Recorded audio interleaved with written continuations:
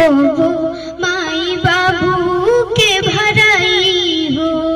खटत खटत जई है जेल गे ओराई हो।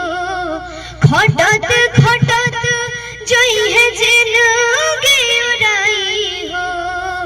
कर जाना कबो माई बाबू के भराई हो। कर जाना कबो माई बाबू के भराई हो। कोखिया के पिजड़ा के सुगना बनाई के 9 महीना रखली गोदी में छुपाई के।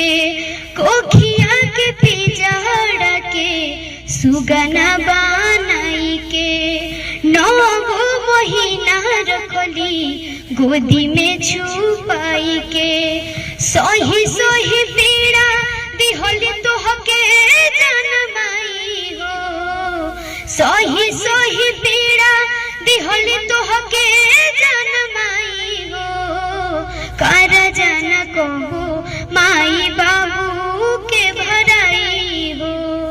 कर जाना कबो माई बाबू के भराई हो।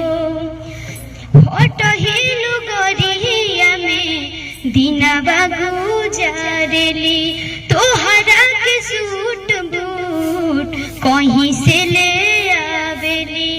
फटहिलु गरिया में दिनवा गुजारेली